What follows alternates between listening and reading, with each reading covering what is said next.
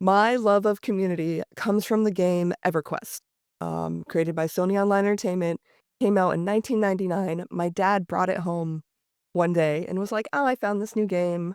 We're gonna play," and I was kind of excited about it. He installs it, and there goes the rest of my childhood.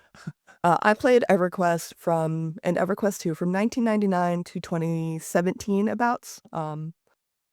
Less so in the 2010s, starting my career and everything, but I have some really specific and great memories from the community in EverQuest, right? There wasn't, a lot of social media, there wasn't really external communication, programs despite, like, Ventrilo maybe later. So all of that community interaction, and it happened in the game. There was no voice chat, right? You're doing it all through text. Um And I had a specific moment when I was, like, about 11, where I I'm just starting, I'm looking for how to do things. Somebody comes up and helps me. Their name was Winterwhite. They then proceeded to help me get armor, learn how to summon pets, all of the little basic things you do in the game.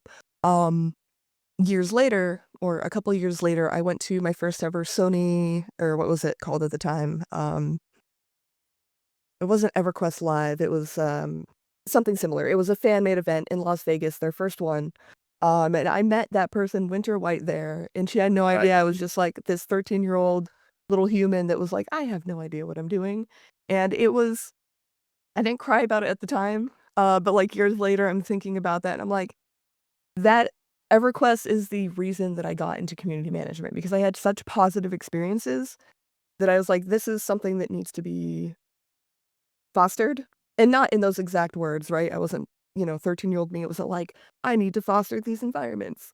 Um, but those little moments and all of the community togetherness I experienced, negative and positive, is kinda what led me to getting here.